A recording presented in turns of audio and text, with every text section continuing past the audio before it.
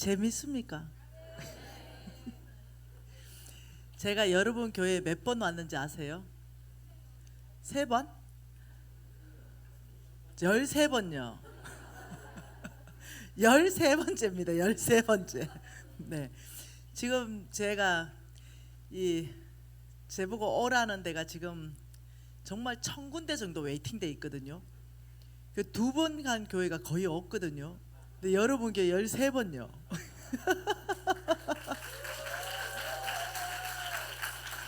제가 김의경 목사님이 종이라니까요.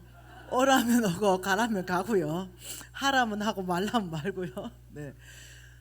제가 아마 김의경 목사님이 아니었다면 제가 아마 못 오지 않았겠나 싶습니다.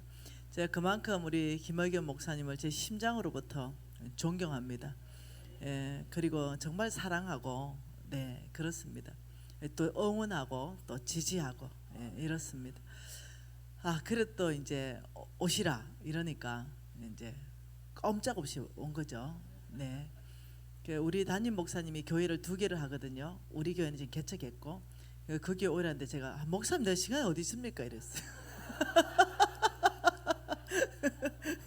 그러니까 잘한다. 그리고 한 일주일 전에 저는 제가 강의해야 될 주제를 알게 되었습니다. 네. 그래서 예, 역동적이고 너무 좋습니다. 여러분, 이 겸손이다. 이것은 모든 것을 돌파하는 데 있어 가지고 첫 번째 중요한 게 겸손입니다. 겸손은 내 위치를 지키는 거라 그랬어요. 자, 그럼 이걸 재정하고 한번 연결시켜 보면 어떨까 싶다는 거죠. 자, 제가 여러분에게 지금 이제 왕의 제정 2가 6월 4일 날 발간됐잖아요. 그러면서 저의 제자들이 한 20명의 제자들이 그게 간정을 실었잖아요.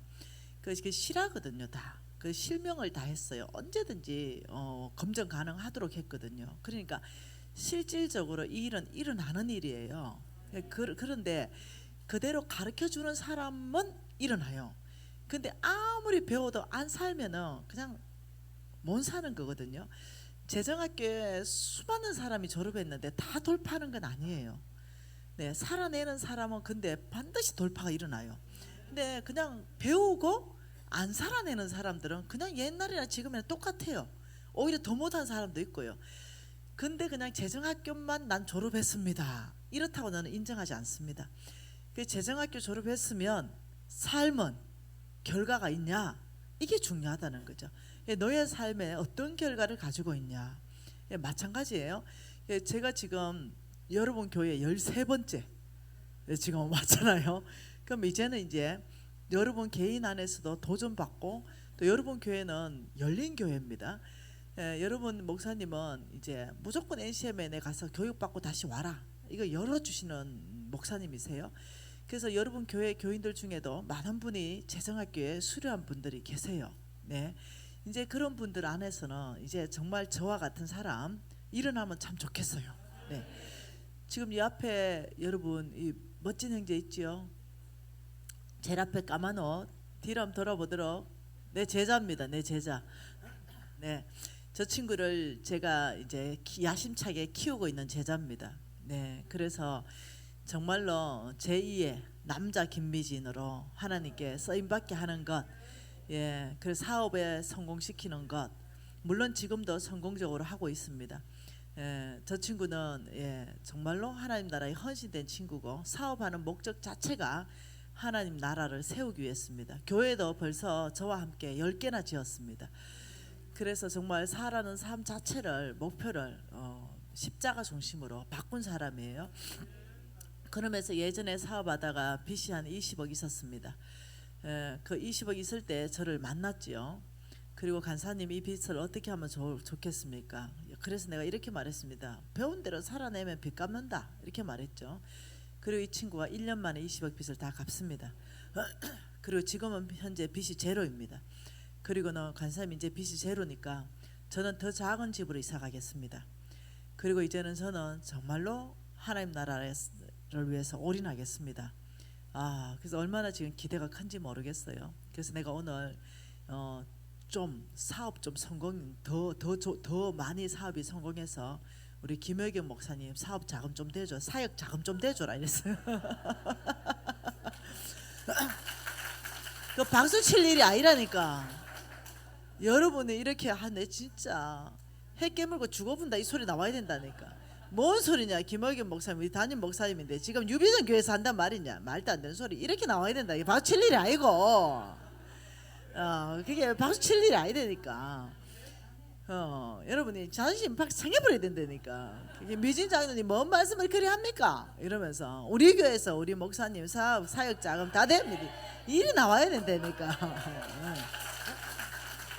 그래야 이게 정상적이거든요. 네, 그래서 저는 우리 담임 목사님하고 홍 목사님한테 얘기했습니다. 저는 이 유비전 교회에 소속되어 있고 그리고 홍성근 목사님의 단체에 소속되어 있기 때문에 우리 담임 목사님과 홍성근 목사님이 사역하는 사역 자금을 다 대겠습니다. 그것을 제 힘 닿는 대로 대겠습니다. 이제 이렇게 했죠. 그게 사실은요 바람직한 것입니다. 여러분 교회 안에 저와 같은 성부 일어나야 됩니다. 그래서 여러분 목사님이 사역하는데 조금도 부족함 없도록 이 재정이 여러분 교회 안에 부어질 줄 믿습니다. 그래서 먼저는 우리가 겸손한 이 재정에 겸손한 걸 유지해야 됩니다. 그럼 어떻게 해야 되는가? 여러분이 먼저는 정말로 허리띠를 졸라매야 돼요. 여러분의 수입과 여러분의 지출 구조를 정말로 이렇게 바꿔야 됩니다. 수입이 많은 구조로, 지출이 큰 구조가 아니라 수입이 많은 구조로. 여러분이 만일 500만 원을 번다면 지출을 550을 쓰면 안 된다는 거예요. 550을 쓰게 되면 어떤 일이 발생하냐면 지출이 많은 구조로 바뀌는 거죠. 혹은 600만 원 쓰고 이러면 안 된다는 거예요. 여러분이 허리띠를 졸라매야만이 수입이 많은 구조로 이렇게 구조 조정이 돼야만이, 그러면 지출을 얼마 해야 되냐면 뭐 400을 하든 300을 하든 이렇게 돼야만이 하나님 나라를 세울 수 있는 자금이 마련되기 시작해요. 그래야 그 자금이 다시 심겨지는 게 되고 다시 또 이것이 하나님 손에서 다시 축복으로 돌아오고 이런 일들이 반복적으로 일어나는 것들이 필요하거든요.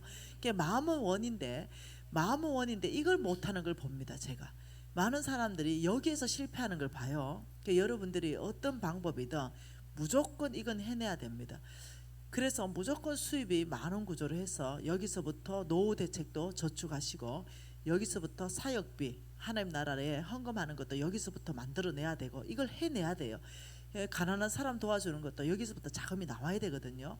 아니면은 자꾸 빌리는 거잖아요. 아니면 자꾸 빌려가지고 하면 자꾸 경제가 악순환이 되는 거거든요.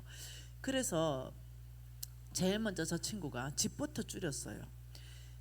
큰 집에서 작은 집으로, 그리고 더 작은 집으로 줄이면서 어떤 수익 구조가 많은 구조로 구조 조정하는 데 있어서 팔 수 있는 건 또 팔았어요. 이래 하면서 이 수익 구조가 많은 구조 조정으로 해낸 거예요. 그래서 제일 먼저 하나님의 언약 경제의 정말 주인공으로 서려면 이것을 저와 여러분이 해내야 된다는 거예요. 첫 번째가 이것은 겸손한 삶의 태도다, 이렇게 할 수 있습니다. 뭐라고요? 삶의 태도다. 여러분 태도가 어디서부터 나온다 그랬어요? 제가 태도가 마음에서부터 나온다 그랬어요. 마음에서부터 나오는 것이 태도고 행동으로 나온다 그랬어요. 이게 영적 전쟁하고 연결되어 있다는 거예요. 그게 마음에서부터 나오기 때문에 마음에 무엇을 저장해야 되냐면 하나님의 말씀을 저장하고 이것이 태도와 행동으로 나올 수 있게끔 끊임없이 해내야 된다는 거죠. 이렇게 이게 연결이 되면은 여러분이 빚을 다 갚았다, 이것을 그냥 빚을 갚았다고 저는 생각하지 않습니다. 영적 전쟁에서 승리했다 이래 생각합니다. 왜냐하면 만몬, 여러분 경제 영역을 장악하는 만몬에 대해서 우리가 이미 알고 있는 게 첫 번째가 뭡니까? 부정직하다. 이 부정직, 하나님의 경제 원천은 정직이잖아요. 우리가 누누이 봤습니다. 성경 전체 안에서 정직한 자의 길이 대로이니라. 정직한 자에게 내가 방패가 되어줄 것이고 정직한 자는 내가 먹을 거리를 풍성하게 할 것이며 그리고 욥에게도 뭐라 그랬습니까? 네가 정직하게 경영하면 네 나중에 힘이 장대할 것이다. 이 욥에게 한 말이잖아요. 그러니까 끊임없이 재정과 연결된 것은요 정직입니다. 그러나 만몬은 우리를 부정직하게 하잖아요. 그러니까 자, 두 번째는 인색함이잖아요. 인색함. 왜 인색해지는지 압니까? 네, 그냥 인색한 게 아니에요. 만몬이 우리를 인색하게 만드는 겁니다. 돈을 잡을 수 있게끔 만들어요. 내 하나 잘 먹고 잘 사는데 목표를 두게 만듭니다. 내 자식 잘 되게 하려고 남의 자식 떨어뜨리는 거예요.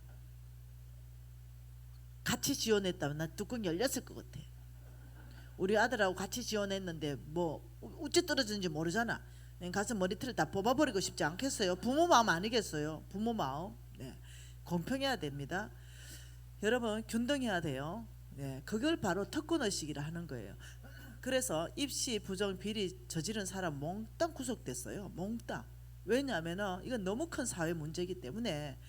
그래서 어떠냐, 끊임없이 뒤에 영적 사단들은요, 이런, 난 누구를 얘기하는 게 아니에요. 이 일은 한두 사람에게 일어난 게 아니니까, 오늘만 일어나는 게 아니고 지난 정권에도 일어났던 거 아닙니까? 그러니까 끊임없이 그 뒤에 사단들은 우리를 부정직하게 하는 거죠. 그리고 우리를 굉장히 인색하게 만들어 가지고, 하나님 나라는 풍성하고 풀어지는 거고 부유한 거거든요. 하나님 나라는 선교비도 많이 주고 가난한 사람한테도 주고 막 이렇게 하기 위해서 하나님이 재정을 풀어놓거든요. 근데 하나님이 이 재정을 풀어놓으면 주머니에 다 닦아 넣어버리는 거죠. 그러니까 하나님 풀 수 없게끔 만들어버리는 거죠. 하나님이 재정을 풀어서 좀 쓰고 싶은데 풀어주면 주머니에 닦아 넣고, 풀어주면 닦아 넣으니까 닦아 넣은 사람들이 일정 시간 지나면 어때요? 닦아 놨던 게 다시 또 손실로 또 오고, 이 경제 악순환이 되죠. 그렇기 때문에 이 인색함은 뒤에 만몬의 영향인 걸 우리가 깊이 인식해야 됩니다. 그리고 만몬은 내 거라 그러죠. 하나님 거라는 인식이 없습니다. 몽땅 하나님의 것인데 하나님 것 아니라는 거죠. 이건 내 거야, 내 집이야, 내 차야. 이게 굉장히 위험한 거예요. 하나님은 네 생명까지도 내 거다 라고 말씀하고 나옵니다. 그러면서 만몬은 또 네 번째 아주 큰 빚을 지게 합니다. 굉장히 빚지게 해가지고 어떻게 우리가 하나님 나라에 동참할 수 없도록 만들어 버리는 거죠. 우리 저 친구도 빚을 갚았기 때문에 교회를 10개 지을 수 있었던 거 아니에요. 그러니까 이 빚에 대해서도 여러분이 허리띠를 쫄라매야만이 이 빚이 갚아진다는 거예요. 그 다음 다섯 번째는 행복의 기준이 돈입니다. 행복의 기준 자체가, 나 시집가서 행복하고 싶은데 돈 많은 남자 만날 거야, 이래 되는 거예요. 나는 행복하고 싶은 거는 이건 정상적이에요. 이건 정상이죠. 그런데 돈 많은 남자 만나야만 행복하다, 이렇게 생각하는 거예요. 그래서 사람하고 결혼 안 합니다. 돈하고 결혼하지. 그래서 김주임의 다이아 소리가 그래서 나오는 거예요. 여러분 아니요, 아니거든요. 정말 불행하거든요. 이렇게 결혼하면 정말 인생을 바꿀 수도 없고, 결혼을 한 번 결혼은 이게 어마어마하게 중요하잖아요. 이게 돈하고 결혼하면 절대 안 되는데 이런 일이 발생하는데, 이것이 뭐냐면요, 만몬이에요. 근데 우리가 이 만몬을 꺾을 수 있는 것이 뭐냐면, 첫째는 겸손하면 됩니다. 자기 위치에 있으면 돼요. 이해되나요? 자기 위치에 있고 겸손하면은 이 만몬을 꺾을 수 있어요. 두 번째, 자, 만몬을 꺾을 수 있다. 이 말은 영적 전쟁에서 승리한다는 거예요. 만몬하고 한판 전쟁에서 내가 승리하는 삶. 첫째는 뭐라고요? 자, 만몬에게서 내가 뭐 한다고요? 승리하는 삶. 그 첫 번째가 겸손이다. 겸손에 대해서는 내 자리를 지키는 것이다. 지금 내가 재물이 없다면 없는 대로 사는 것이다. 그래서 꼭 이 물건이 나에게 꼭 필요한가 3번 이상 질문하면서 막 사지 말아라. 정말 필요하면 사고 아니면 사지 말아라. 네, 그렇게 얘기하는 거예요. 자, 두 번째는 뭐냐면요, 만몬에서 승리할 수 있는 건 자족하는 삶입니다. 뭐라고요? 자족하는 삶입니다. 자족하는 삶. 어떻게 자족할 것인가? 빌립보서 말씀 보십시다. 여러분, 그 사도 바울이요, 아주 파워풀한 미니스트리를 했습니다. 사역을 감당했죠. 사도 바울이 사역을 감당할 수 있었던 아주 파워풀한 그 능력이 나올 수 있었던 것도요, 이 자족입니다. 사울 바울의 이 자족하는 삶이 사도 바울을 타락하지 않게 했습니다. 자, 4장 11절을 같이 한번 읽어볼게요. 내가 궁핍함으로 말하는 것이 아니니라. 어떠한 형편에든지 나는 자족하기를 배웠노니, 이렇게 말했어요. 자족하기를 배웠다. 자족은 어떻게 하는 거다? 배우는 것이다. 자족은 거저되는 것이 아니라 어떻게 하는 것이다? 배워야 된다. 자족하는 걸 나는 배웠다. 그래서 나는 비천에도 처할 수 있고 풍부함에도 처할 수 있고, 나는 배고픔에도 처할 수 있고, 나는 궁핍함에도 처할 수 있고, 나는 배부름에도 처할 수 있는 일체의 비결을 뭐했다? 배웠다. 그래서 저와 여러분은 겸손도 배워야 되고 자족도 배워야 되는 거예요. 그래서 자족을 어떻게 배울 것인가, 자족을 한번 배워보는 거예요. 우리도 이 자족을 배우게 되면요, 첫째 타락이 안 일어납니다. 교만한 삶을 살지 않게 돼요. 자족을 배우게 되면. 그리고 파워풀한 사역이 나오기 시작합니다. 왜? 타락하지 않기 때문에. 그리고 이 어떤 영적 텀, 마귀에게 텀을 주지 않게 됩니다. 이 자족하는 삶이. 히브리서 13장 5절 말씀 한번 볼까요? 어떻게 배우는지. 히브리서 13장 5절 말씀입니다.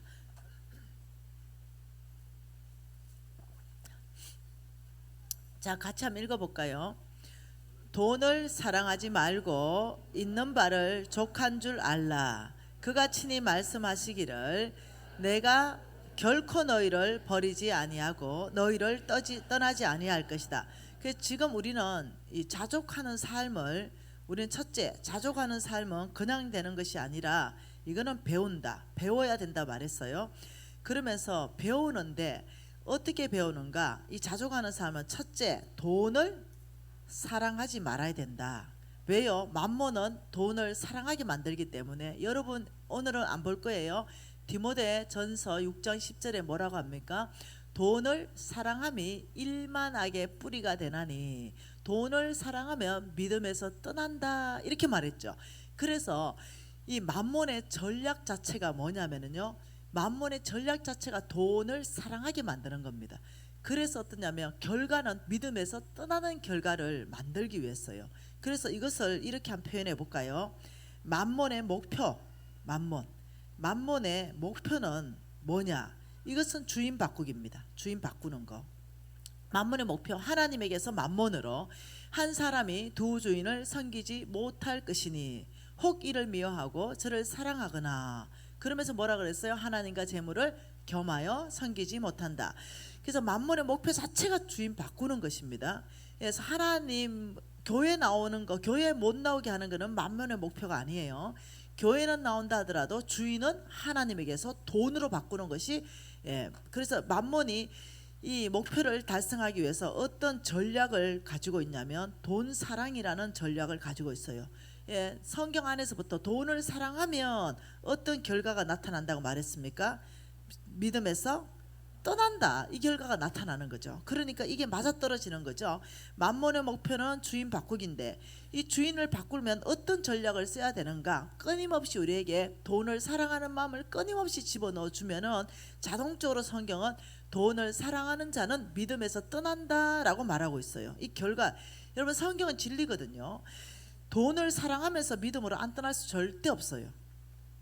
그래서 하나님이 네 보물이 있는 곳이 네 마음이 있다, 이렇게 말하는 거예요. 그렇게 돈을 사랑하게 되면 자동적인 결과가 믿음에서 떠나기 때문에, 그래서 지금 자족하는 삶을 배우게 되면 만몬을 이길 수 있는, 승리하는 비결이 되는데, 첫째가 뭐냐면 히브리서 13장 6절 말씀, 5절 말씀에 돈을 사랑하지 마라, 이렇게 말했어요. 돈을 사랑하지 말고 두 번째 전략을 주셨어요. 하나님이 뭐라고 했어요? 있는 것을 족하게 여겨라. 있는 것, 있는 바를 뭐한다? 족하다. 있는 것을 족하게 여겨라. 그러면서 하나님이 이렇게 말했습니다. 너희들이 지금 있는 것을 족하게 여겨라. 이유는 내가, 하나님이 결코 너희를 버리지 않고 결코 너희를 떠나지 않을 것이다. 그러면 세 번째는 뭡니까? 안정감을 어디에 둬라? 안정감을 돈에 준다, 하나님께 둔다. 하나님께 두라. 하나님께서는 신실하시고 거짓말하지 않으시는데 너희들 그 있는 걸 족하게 여겨라. 왜냐하면 내가 너를 버리지도 않고 떠나지도 않고 너를 보호하고 지켜주며 공급하는 하나님이시다, 이래 말하는 거죠. 그러면 우리가 있는 것을, 얼마만큼을 있는 것을 족하게 여겨야 되는가, 여기에 대해서 성경이 기준점을 제시하는데 디모데전서 6장의 기준점을 제시하고 있다는 거예요. 디모데전서 6장입니다. 이 기준점이 뭔가? 디모데전서 6장, 있는 것을 족하게 여기는 자족하는 기준점 6장 6절입니다. 기준점 두 개 한번 봐보죠. 6장 6절 같이 읽을까요? 자족하는 마음이 있으면 경건에 큰 이익이 되느니라. 우리가 세상에 아무것도 가지고 온 것이 없음에 또한 아무것도 가지고 가지 못하리니 우리가 먹을 것과 입을 것이 있으면 족한지 알지어다. 여기에 지금 기준점이 뭐라고요? 먹을 것 그리고 입을 것, 이게 지금 기준점으로 제시하면서 9절에 부하려고 하는 자는 시험과 올무와 여러 가지 어리석고 해로운 욕심에 빠져서 파멸과 멸망에 빠지게 된다, 이렇게 말해요. 이때 부하려고 하는 자는 우리가 이미 배웠죠. 뭐 어떻게 속부로 부하려고 하는 사람, 하나님께 인색하고 자기에게만 부요하게 살고, 이런 속부로 부하려고 하는 사람은 파멸과 멸망에 빠지게 된다. 이러면서 10절에 돈을 사랑하면 믿음에서 떠나게 된다, 이렇게 말씀하시는 거예요. 그래서 여기에 기준점이 뭐냐? 먹을 것 입을 것이 있으면 자족하라, 족하라고 여겨라, 이게 기준점이라는 거예요. 그럼 여러분에게 질문을 하는 거죠. 자, 자족하는 삶을 배우게 되면 겸손한 삶을 살 수 있게 되고, 자족하는 삶을 배우게 되면 하나님께 순복하는 삶을 살게 되는 거죠. 그러면 이제 하나님의 기준점은 먹을 것, 입을 것만 있으면 자족합니다. 이거는 충분합니다. 왜냐하면 하나님이 나를 결코 떠나지도 버리지도 않기 때문입니다. 자, 이 기준점에 자 오늘 이 진짜로요, 다이어트 한다고 말고 나는 진짜 우리 집에 쌀이 없어가지고 진짜 나는 굶었다, 쌀이 없어서 굶었다, 이런 사람 손 한번 들어보세요. 내 쌀 한 가마니 보내려고. 없어요? 그러면 자, 입을 것, 나는 진짜 오늘 여기 교회 입고 나올 게 없어서 옆집 아줌마 거 빌려 입고 왔다. 혹시 이런 분 계세요? 여러분, 이게 기준점이에요. 하나님의 기준점. 오늘 내가 밥 먹을 수 있고 오늘 내가 입을 수 있는 옷이 있으면 자족하라. 와, 이 기준점이 얼마나 여러분 우리를 평강하게 합니까? 이 기준점이 33평 아파트가 아니라는 거예요. 기준점이. 보통은 이렇게 말하죠. 사회에서는 대한민국의 평균 아파트의 평수는 대충 뭐 25평이다, 이런 기준점을 제시하잖아요. 이게 기준점이 아닌 거예요. 하나님의 기준점은 내가 오늘 먹을 게 있고 내가 오늘 입을 게 있으면 너는 족하다고 여겨라, 자족하라. 그래야 지금 6절에 뭐라 합니까? 경건의 큰 이익이다, 이렇게 말했어요. 자, 여러분 성경 전체 안에서 경건이라는 단어가 많이 나오시는 거 압니까? 경건이라는 단어 아세요? 여러분 경건, 이 경건이라는 단어, 경건하라 이런 거 많이 들어봤습니까? 성경에 경건하라, 이게 자족하면은 무엇에 유익하다고요? 네, 자족하면 경건에 유익하다, 이렇게 말했어요. 그래서 너는 경건한 사람인가? 경건해야 된다, 이런 말 많이 들었죠. 저는 옛날에 오해를 했었습니다. 경건하다 이러면 저는 이제 큰 까만 성경책 딱 그냥 끼고 천천히 긁고 말은 너릿너릿하고 미소가 쫙 있고 옷은 이게 까만 옷을 입고 아니면 흰 양복 안에 흰 와이셔츠를 딱 받쳐 입고 이러면 경건한가? 이렇게 생각했어요. 이게 아니라는 거예요. 자족을 하게 되면 경건의 유익이라는데, 그러면 경건이 뭔지 저 디모데 전서 3장 16절을 보자는 거죠. 디모데 전서 3장 곧 바로 전에 16절 같이 읽어볼까요? 크도다 경건의 비밀이여 그렇지 않다 하느니 없도다. 그는 육신으로 나타난 바 되시고, 이렇게 말했어요. 자, 크도다 경건의 비밀이여, 이렇게 말했어요. 경건의 비밀은 엄청 큰 비밀이에요. 그러니까 이해되나요? 이 경건의 비밀은 엄청 큰 비밀인데 뭐가 경건의 그 큰 비밀이냐? 그는 육체로 나타나신 바가 되었다, 이렇게 말했어요. 그러니까 경건의 큰 비밀, 이 경건은 큰 비밀인데 육체로 나타난 예수 그리스도가 경건이다, 이 말입니다. 경건의 큰 비밀은, 네, 다시 말하면 이겁니다. 내가 경건한 사람인가? 내가 경건하지 않는 사람인가? 이것은 옷 모양이 아니에요. 머리에 칼날을 노란색으로 먹여놓은 거, 이런 얘기가 아니에요. 경건하다 안 경건하다, 이 말은 뭐냐면 육신으로 나타나신 예수가 경건의 큰 비밀이기 때문에, 나를 통해서 이런 노래 들어봤어요. 당신의 모습 안에서 예수의 모습을 보내, 뭐 그리스도의 향기네, 이런 노래 많이 부르잖아요. 그러니까 내 모습 안에서 예수의 모습이 발견되면 나는 경건한 사람이에요. 자, 다시 코도다 경건의 비밀은 뭐라고요? 그는 육신으로 나타난 바가 되셨다. 그게 경건의 큰 비밀이에요. 그 경건한 사람이다 이럴 때는 내 모습 안에서 예수 그리스도의 모습이 드러나는 사람이 경건한 사람이에요. 그 예수는 어떤 분인가요? 우리 예수님은 용서하기를 즐겨하시는 분이에요. 용서하라 7번씩 7번씩 7번이라도 그 우리 예수님은 용서하는 데 있어서 조건이 없다는 거죠. 그 용서하라는 거죠. 근데 나는 용서하는 것을 예를 들면 용서 못할 상황에도 내가 하나님 말씀에 순복하고 우리 예수님이 용서하라 하셨으니 내가 용서하겠습니다. 이걸 내 혼자 생각하는 거죠. 그리고 아버지, 내 감정은 용서할 수 없어요. 그러나 나의 주인 되신 예수의 명령은 뭐냐? 용서하라는 것이니 용서할 수 있는 힘을 주실 줄 믿습니다. 이러고 발을 하나 내딛는 거죠. 그러면서 뭐라냐면 용서합니다. 그럴 수도 있지요. 이러면 놀랍게도 마음이 확 넓어집니다. 그리고 어떠냐면 용서할 수 있는 힘이 그때부터 생기고 마음이 넓어지고 이런 일을 성령께서 도와주시는 거예요. 네. 여러분, 그런 견고한 진들을 파는 게 뭐라고요? 성령의 능력이라 그랬잖아요. 그렇기 때문에 예수님은 또 어떤 분이십니까? 온유하시고 화내기를 더디하시는 분이에요.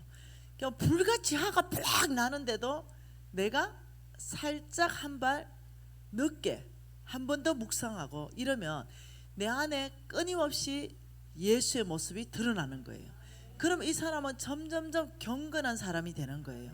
예. 그런데 자족하면 이것이 그 경건한 삶에 굉장히 큰 유익이 된다는 거예요. 그러니까 내가 예수를 닮아가는 삶 안에서 자족하는 삶이 굉장히 그 안에 핵심적인 요소라고 말하는 거 있는 거예요. 그래서 여러분이 예수 닮기, 나 예수 닮기 원하네 노래 많이 부르잖아요. 그렇다면 자족하라 이 말이에요. 그렇다면 그러면 그 자족하게 되면 내 안에 계속 예수의 모습이 드러나요. 사람들이 이렇게 말했다고 해요. 오늘요, 여러분 중에 내가 이뻐하는 자매 한 분이 있는데 카톡이 하나 왔어요. 뭐라고 왔냐면 우리 교인들이요 비진 간사님을 보고요 더 젊어졌대요. 우리 교인들이요 비진 간사님 보고 더 이뻐졌대요. 이런 얘기를 했다는 거죠. 제가 여러분 교회 온 지가 오래됐거든요. 네, 한 5년도 더 됐잖아요. 그런데 어떻게 이뻐졌겠어요? 근데 어떻게 젊어졌겠어요? 뭘 받겠어요? 내 안에 경건한 모습. 예수를 참 더 닮아가구나. 미진간사는 처음에 왔을 때 메시지보다 두 번째 메시지가 더 깊어지고 세 번째 메시지가 더 깊어지네. 이렇게 느끼셨다면 그만큼 제가 주님 앞에 머무르는 시간이 있었다는 거 아니겠어요? 그만큼 제가 또 삶으로 살아냈다는 증거 아니겠어요? 그러니까 여러분 내 외모가 보이는 게 아니에요. 여러분 안에 비춰지는 건 외모 같지만 내 안에 풍겨지는 내면이 외모를 다 덮어버리는 거예요. 그게 보이는 거예요. 이해되세요? 경건한 사람 되기를 원한다. 이럴 때는 먼저 여러분이 자족하십시오. 자족의 기준점이 뭐라고요? 먹을 것, 입을 것만 있으면 자족하라. 제가 이제 이것을 광야 때 배웠습니다. 저는 굉장히 어떤 열등의식에 빠져 있었거든요.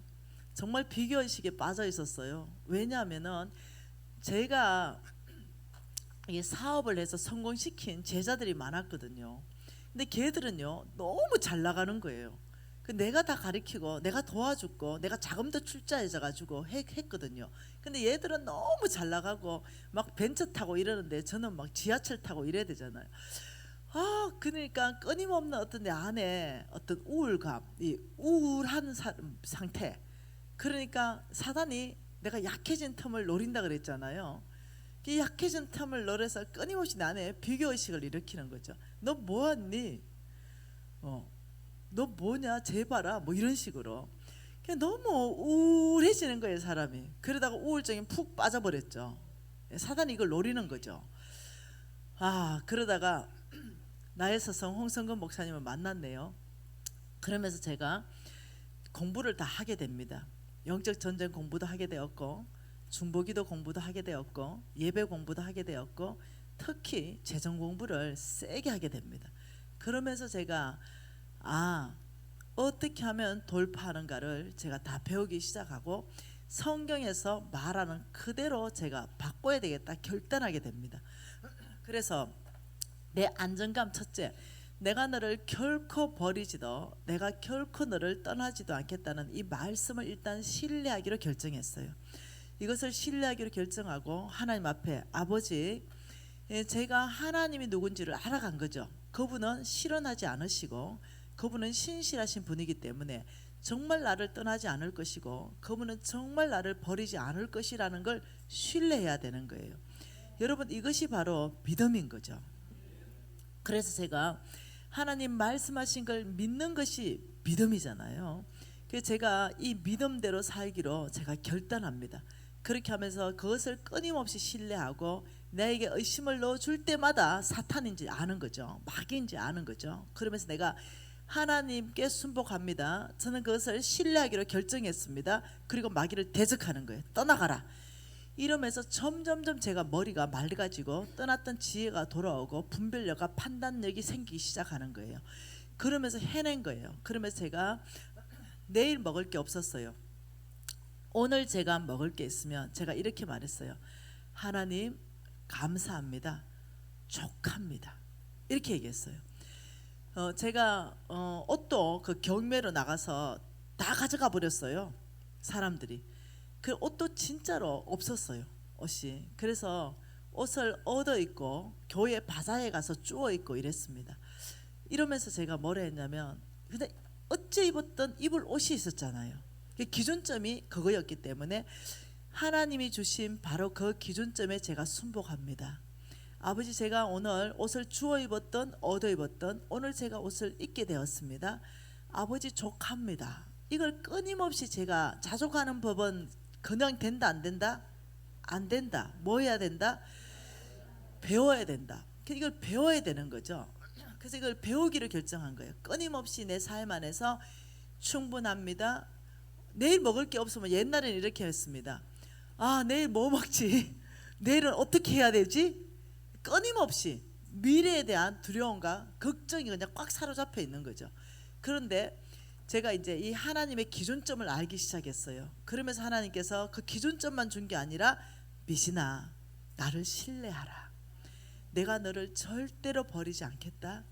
미진아 나를 신뢰해라. 내가 절대로 너를 떠나지 않겠다. 이 말씀에 대해서 내가 아멘, 아버지 내일 먹을 것 주실 줄 믿습니다.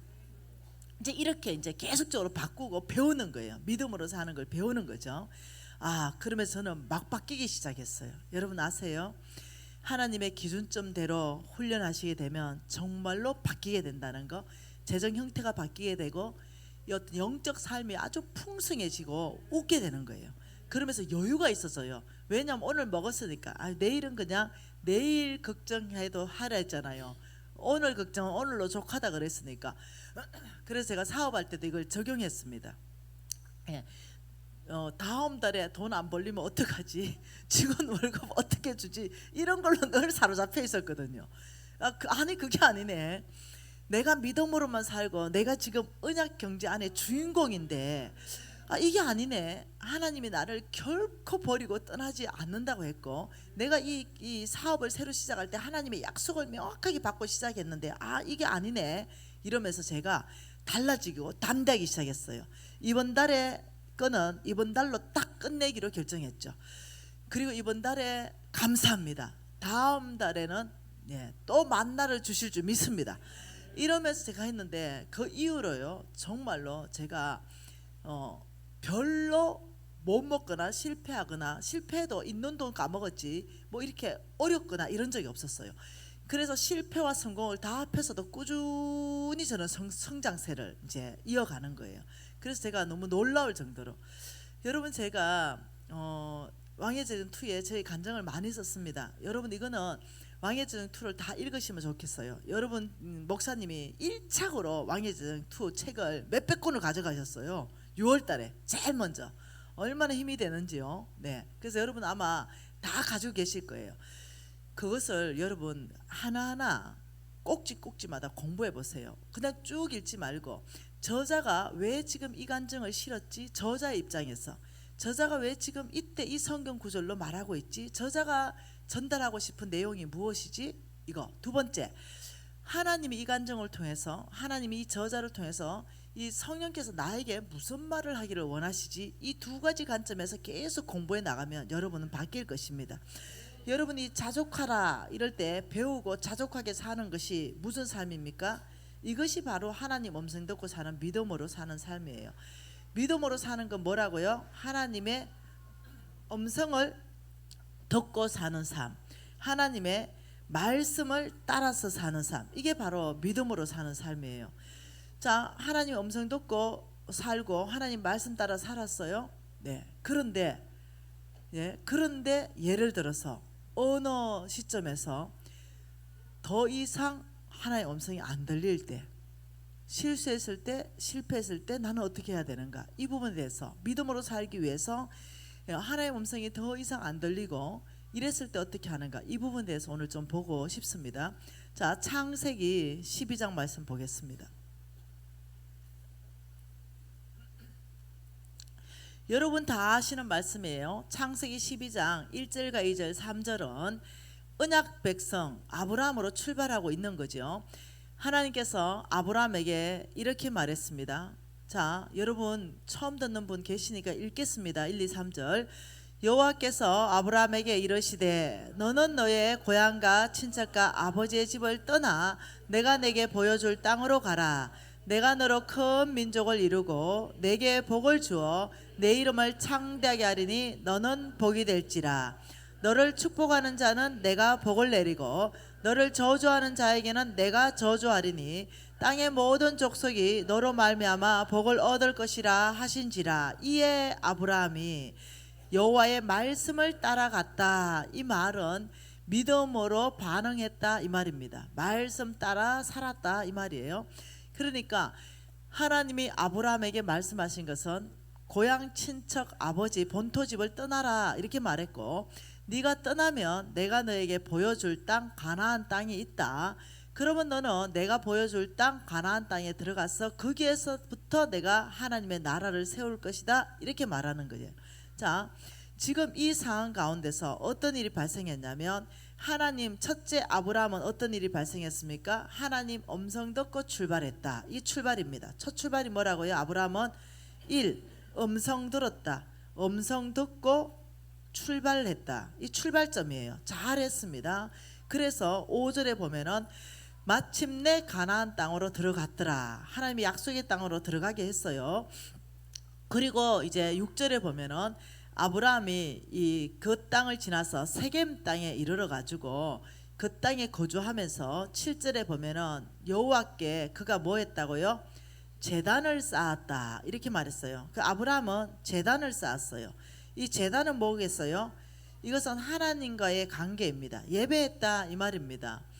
아브라함은 제단 생활을 어디가나 늘 했어요. 그리고 8절에 이제 베델 쪽으로 내려왔습니다. 베델 쪽에 와서 또 거기에서 장막을 치고 또 여호와께 그가 뭘 쌓아요? 또 제단을 쌓아요. 장막을 치고 또 제단을 쌓고. 아브라함의 삶에서 늘 있었던 두 가지는 뭐냐면 장막 생활과 제단 생활이에요. 장막 생활은 뭐냐면 이건 소유입니다. 물질, 소유와의 관계에서는 장막 생활을 했다. 심플하게 살았다 이 말이고요. 하나님과의 관계에서는 늘 예배 중심, 말씀 중심, 기도 중심, 오늘날로 말하면 교회 중심적인 삶을 살았다 이 말입니다. 이렇게 하면서 아브라함이 어떤 일이 발생했냐면 그 땅이 기근이 들었어요. 하나님이 약속한 그 땅이 기근이 들었다는 거죠.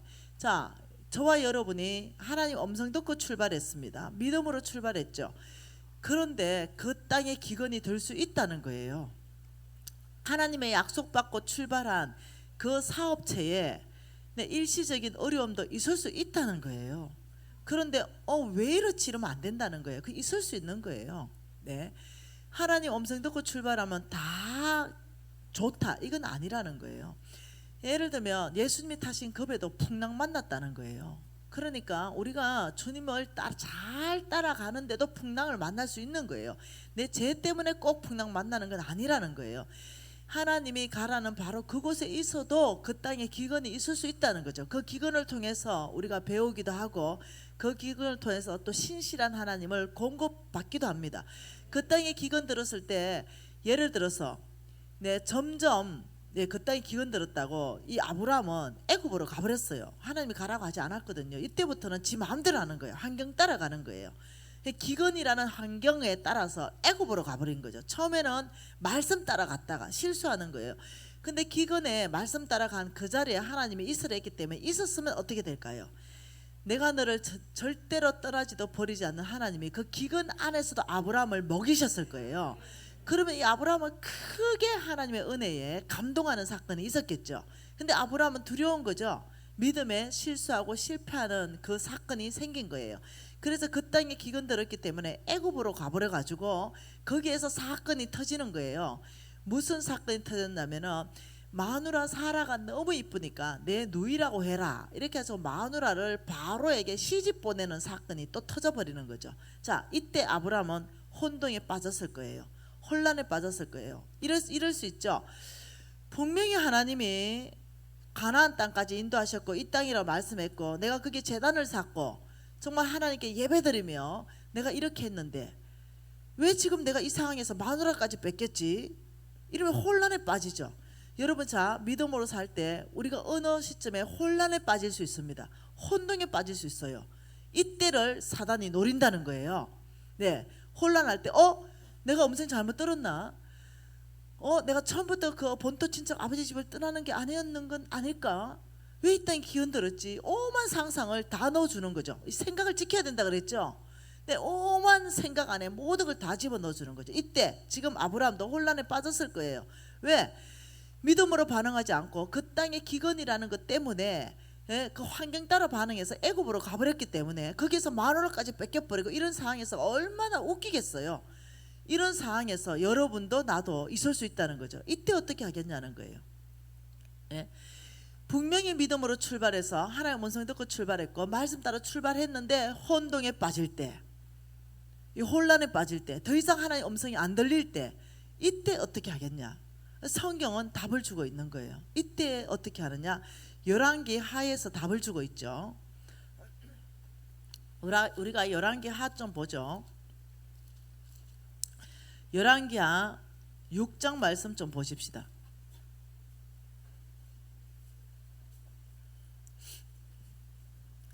자, 열왕기하 6장 1절부터 우리가 7절까지 한번 읽어볼 건데요. 자, 1절부터 읽겠습니다. 선지자의 제자들이 다시요. 죄송합니다. 다시요. 선지자의 제자들이 엘리사에게 이르되 보소서 우리가 당신과 함께 거주하는 이곳이 우리에게는 좁으니 우리가 요단으로 가서 거기서 각각 한 제목을 가져다가 그곳에서 우리가 거주할 처소를 세우자. 자, 여기서 하나 더 배우고 갑시다. 우리 엘리사는요 선지자 학교를 운영했습니다. 자, 이 학교를 운영하는데 그 선지자 학생들이 많아가지고 그게 좁아졌어요. 자, 여러분 교회가 좁아질 수 있습니다. 그러면 교회를 크게 짓는 것이 주의 뜻 안에 있다는 걸 이해하셔야 돼요. 무슨 말 이해됩니까? 자, 하나님 사역하다가 그 어떤 사역지가 좀 좁을 때 여러분 왜 자꾸 큰 교회 짓습니까? 이렇게만 말해서 안 된다는 거예요. 거기서 사역지가 좁으면 지어야 된다는 거예요. 지금 여기에 선지자 학교가 좁아져 가지고 지금 우리가 이제는 더 크게 우리가 거주할 처소를 더 넓게 지으십시다 이렇게 지금 얘기해서 된 거예요. 그래서 지금 뭐라고 말했냐, 그렇게 세우고 싶습니다 하니까 엘리사가 뭐라 합니까? 그래 가라 라고 허락했어요. 이게 마땅하다는 거예요, 하나님 나라 안에. 그러면서 3절 같이 읽을게요. 그 하나가 이르되 청하건대 당신도 종들과 함께 하소서 하니 엘리사가 이르되 내가 가리라 하고 같이 갔어요. 우리끼리 나무하러 못 가겠습니다. 그러니까 나무하러 가서 선지자 학교를 크게 더 확장해야 되는데 엘리사 당신도 우리하고 같이 가십시다. 이러니까 엘리사가 알았다, 같이 가자. 이래서 같이 갔습니다. 드디어 나무하는 자리에 도착했죠. 4절에 드디어 그들과 함께 가니라. 무리가 요단에 이르러 나무를 베더니, 이제 확장하기 위해서 일이 시작됐어요. 그리고 5절에 같이 읽을까요? 한 사람이 나무를 벨 때에 새도끼가 물에 떨어진지라. 이에 외쳐 이르되 내 주여 이는 빌려온 것이니다 하니. 자, 한 사람이 이제 나무를 베는 거죠. 도끼를 베는 거예요. 자, 도끼라는 건 뭐냐면 연장입니다. 하나님의 사역을 감당하기 위한 연장이었어요. 큰 선지자 학교를 세워야 되는 그 연장이었어요. 근데 이게 물에 빠져버렸어요. 도끼가 빠져버렸죠. 나무에, 여러분 도끼 어찌 생긴지 알죠? 나무에 그 도끼 이 머리가 쇠뭉치가 이렇게 달려 있잖아요. 그런데 이걸 힘대로 딱 때렸는데 이 도끼 머리가 푹 빠져가지고 어디에 들어가 버렸냐? 물에 그냥 풍덩 빠져버렸어요. 그러니 하나님의 사역을 감당해야 되는데 연장이 없는 거예요.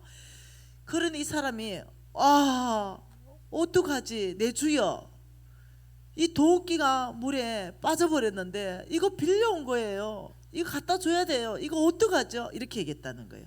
그러니까 엘리사가 이렇게 말합니다. 6절에 하나님의 사람이 이르되 어디 빠졌느냐 하매 그곳을 보이는지라.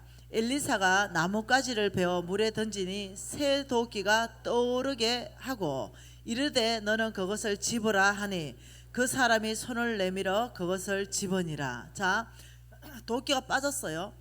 그러니까 엘리야가 이렇게 말했습니다. 엘리사가 그 도끼 그 빠진 자리가 어디고, 그게 큰 못이었지 않겠어요? 그 네 도끼 빠뜨린 그 자리가 어디냐 이러니까 따라와 보세요 하고 둘이 갔어요. 그리고 엘리사 스승님이요, 요 자리입니다, 여기 빠졌어요. 이러니까 그 자리에서 빠졌어? 알았어 하고 나뭇가지를 던지니까 빠진 자리에서 도끼가 떠올려와서 지속적으로 하나님의 사역을 감당할 수 있게 되는 거예요. 이것을 보고 뭐라 그러냐면 도끼머리가 빠졌다, 연장을 잃어버렸다, 이 말이에요. 도끼머리가 빠졌다. 자, 도끼머리를 찾는데 어디로 갔다고 했다고요? 빠진 그 자리로 갔다, 이렇게 했어요. 빠진 그 자리로. 자, 그러면 다시 창세기로 한번 와봅니다. 이게 왜 하나님 음성 듣는데 중요하냐? 자, 지금 이 사람은 하나님의 일을 하기 위해서 연장을 잃어버렸고 그 연장을 찾기 위해서 어느 자리로 갔다고요? 빠진 바로 그 자리로 가서 그 연장을 다시 잡았어요.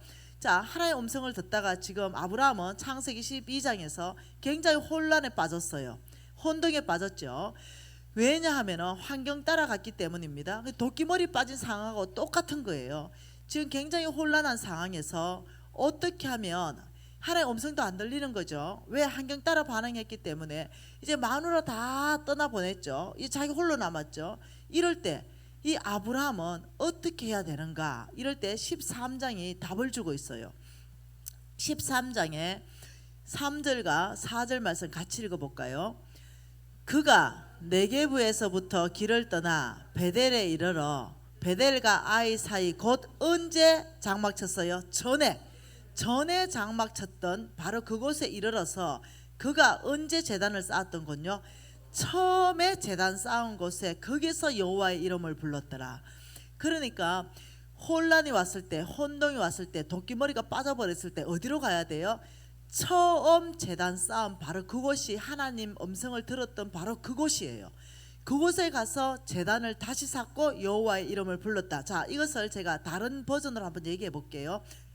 우리가 하나님 음성 듣고 따라가다가 혼란에 빠졌을 때, 혼동에 빠졌을 때, 하나님 음성이 더 이상 안 들릴 때, 여러분 다 읽어보신 책, 한 번은 읽어보신 책, 전도자 데이빗 윌커슨, 이 책 알죠? 이 데이빗 윌커슨이라는 이 목사님이 TV를 보다가 하나님 음성을 들었죠. TV보다 하나님 음성 들을 수 있습니다. 환경에서 들을 수 있죠. 우리는 이 꽃을 보면서 하나님 음성을 들을 수 있죠. 네. 저는 어느 날 꽃을 보는데 하나님이 저한테 그렇게 말씀하시는 것 같았어요. 너는 이 꽃처럼 아름다운 향기를 바라는 나의 딸이다, 이렇게 말씀하시는 것 같았어요. 그 내가 위로받은 적이 있었다니까요. 하나님은 온 환경 안에서 저와 여러분에게 말씀하실 수 있다는 거예요. 그러면서 이 데이빗 윌커슨이 TV를 봅니다. 거기서 하나의 음성을 들은 것이 뭐냐면은 그때 막 뉴욕 맨하탄 34번가 갱단이 마약 갱단이 판치는데 그 젊은 청년들이 얼마나 죽어나가는가 이 뉴스 보도가 있었어요. 그 보도를 보면서 하나님 음성을 듣는데 너는 뉴욕 맨하탄으로 가서 이 34번가를 가고 10대 저 갱단에서부터 아이들을 빼내와라 이 음성을 듣는 거죠. 그래서 이 데이빗 월키슨 목사님이 시골 목회를 다 접으시고 뉴욕 한복탑 맨하탄으로 갔어요. 34번가로 갔죠. 그리고 이 마약 갱들 이 아이들 안에서부터 전도하면서 수많은 청년들이 주께로 돌아옵니다. 그리고 어마어마하게 사역이 부흥됐어요. 엄청나게 부흥됐습니다. 엄청나게 부흥이 돼서 어마어마하게 세계적으로 이분을 모르는 분이 없었죠. 유명하신 분이 됐어요. 그리고 이분은 점점 바빠졌죠. 엄청나게 강의가 요청이 세도되었죠. 이분은 전 세계로 알려지기 시작했을 때 어느 날이었죠. 큰 집회를 인도하고 이제 한 오랜 시간이 지났어요. 10수년이 지났죠. 그 사역을 한 지가. 그러면서 이제는 큰 건물도 생기고 엄청난 사역이 부흥했죠. 그리고 이제 이 어떤 큰 집회를 하고 아주 급하게 다음 집회 장소로 이동하고 있었어요. 그 길거리에 이제 이동하는데 어떤 중국계 청년이라고 했어요. 그 청년이 그 목사님 앞을 가로막았어요. 그 이 목사님이 옆으로 지나갔죠. 그 이 청년이 옆으로 또 가로막는 거예요. 그래서 또 이렇게 지나면 또 가로막는 거예요. 그래서 이 목사님이 뭐냐고 물었어요. 근데 이 중국계 청년이 이렇게 대답합니다. 저는 하나님이 당신에게 메시지를 전하라고 해서 그 메시지를 전하기 위해서 왔습니다. 이렇게 말했어요. 그 전한 메시지가 뭐냐면 당신은 단순함을 잃었습니다. 이렇게 얘기했어요. 그 메시지를 듣는 순간 이 데이빗 윌커슨 목사님이 어떤 뒤통수를 한 대 맞은 것 같은 느낌이 들었답니다. 그리고는 당신은 단순함을 잃었습니다. 이 말이 뭡니까? 당신은 지금 하나님 음성의 뜻에 따라서 움직이는 것이 아니라 사역에 쫓겨다닙니다. 당신은 단순함을 잃었습니다. 이 메시지 안에서 이 목사님이 내가 하나님 음성 들은 지가 언제였지? 갑자기 생각이 들었어요. 그러면서 내가 지금 하나님 음성 듣고 이 사역을 하는가? 내가 지금 하나님 음성 듣고 이 강의를 하는가? 내가 하나님 음성 듣고 지금 이 사역이 이렇게 확장됐는가? 갑자기 생각이 들었어요. 그러면서 이 데이빗 월커슨 목사님이 바로 그 자리에서 차를 돌립니다. 그래서 어디를 가냐면 당신이 처음에 하나님이 부르셨던 그 자리 가장 최근에 하나님 음성 들었던 자리, 그 자리를 생각하니까 놀랍게도 TV를 보면서 하나님 음성 들었던 그 시골, 바로 그 목회 자리라는 걸 이분이 아는 거죠.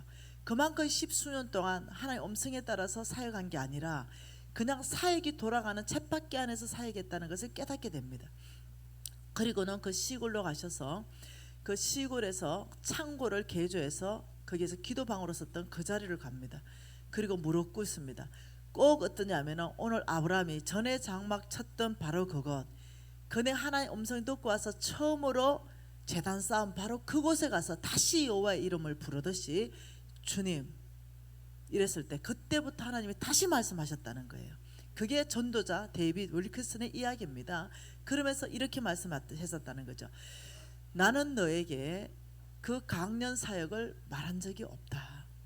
나는 너에게 34번가 맨하탄으로 가서 10대 아이들을 복음 전도하라고 말했다. 다시 처음 말씀을 하신 거예요.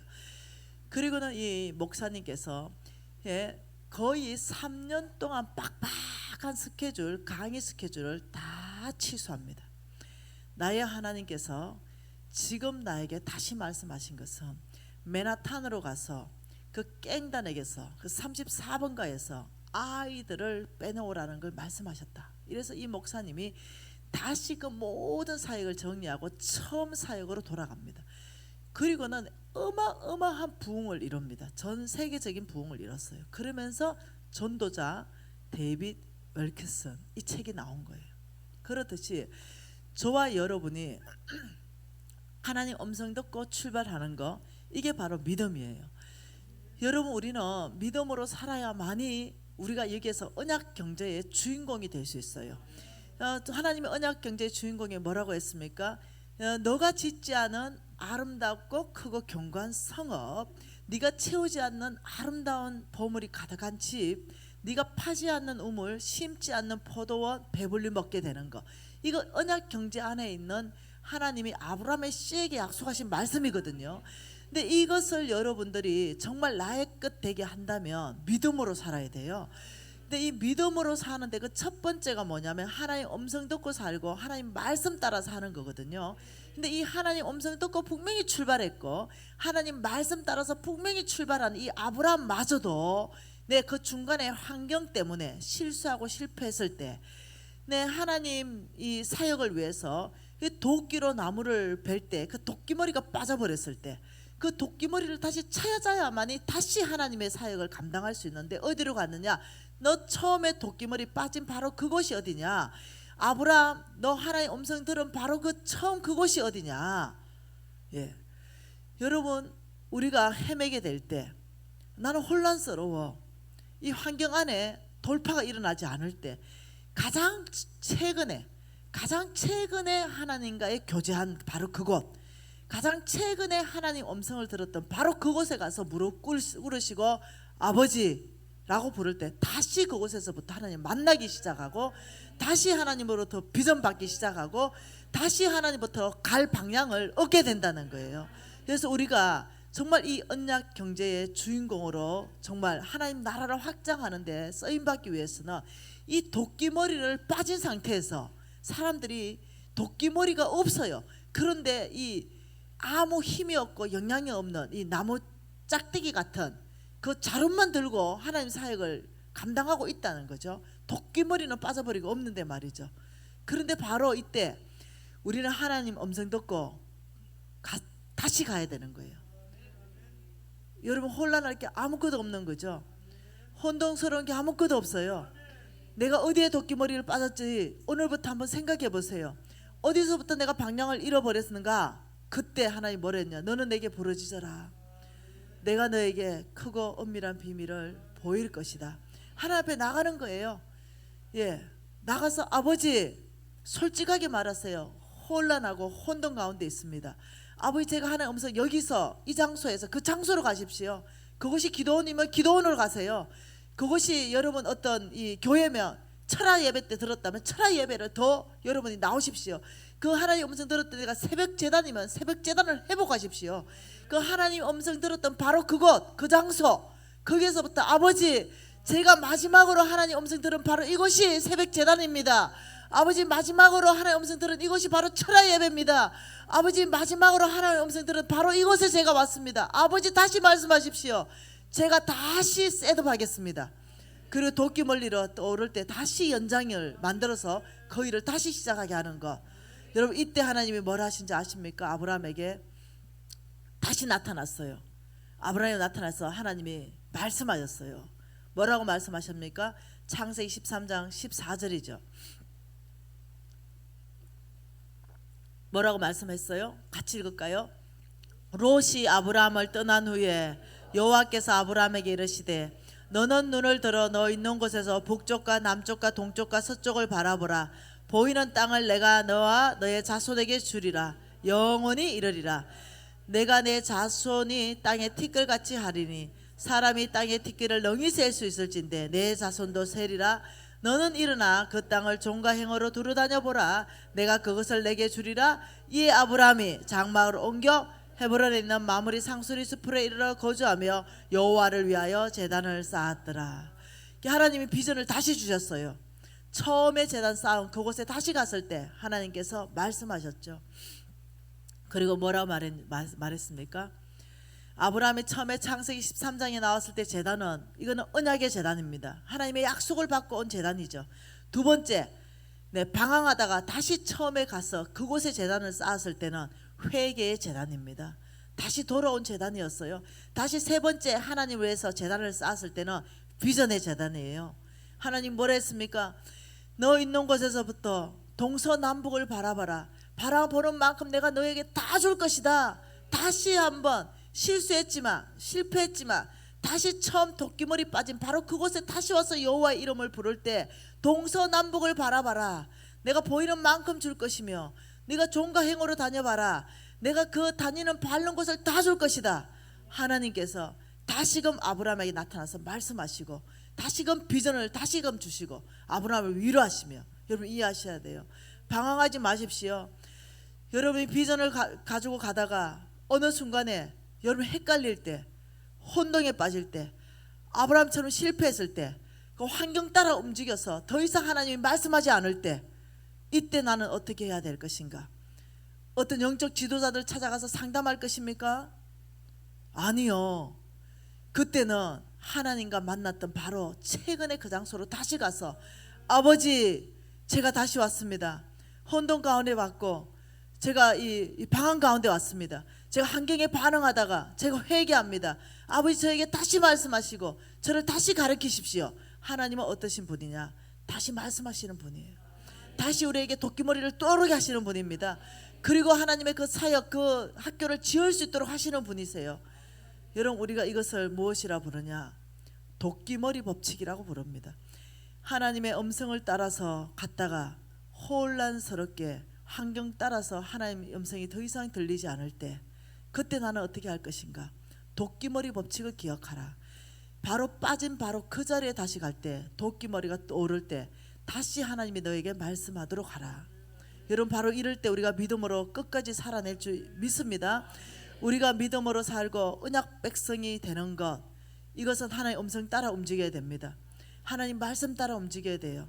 하나님 하라면 하고 하나님이 스톱하라면 스톱하는 거예요. 바로 이것이 뭐냐? 언약 경제의 가장 핵심입니다. 겸손한 사람, 믿음의 사람, 하나님의 음성 따라 움직이는 사람. 여러분 우리가 오늘 다시 한번 생각해 보십시다. 나는 과연 믿음의 사람인가? 나는 과연 하나님의 음성에 따라서 사는 사람인가? 아니면 나는 도끼머리 빠진 채, 그 연장이 없는 채 그냥 그 자루만 들고 있고 하나님의 사역을 한다고 지금 하고 있지 않는가? 나는 지금 가장 최근에 언제 하나님의 음성을 듣고 움직이고 있는가? 나는 매일 하나님의 음성을 듣고 움직이는가? 아니면 10년 전 데이빗 월키슨처럼 10년 전에 들은 그 하나님의 음성을 따라서 나는 지금 10년에 내 지금 환경이 변했는데 거기에 그냥 적용하고 살고 있는가? 여러분 이 시즌 안에 하나님 우리를 새롭게 하기를 원하신다고 믿습니다. 우리가 손 높이 들고 아버지 간절합니다. 정말 아버지의 도끼머리 빠진 채로 살기를 원하지 않습니다. 영향력 없는 삶을 살기를 원하지 않습니다. 아버지 다시금 저에게 말씀하시고 인도하시며 이끌어 주셔서 아버지 영향력 있는, 아버지 정말 하나님의 경제를 움직일 수 있는 사람, 아버지 정말 이 언약 백성으로서 다시금 회복하기를 원합니다. 우리가 주여 일창 부르고 통성으로 기도하시겠습니다.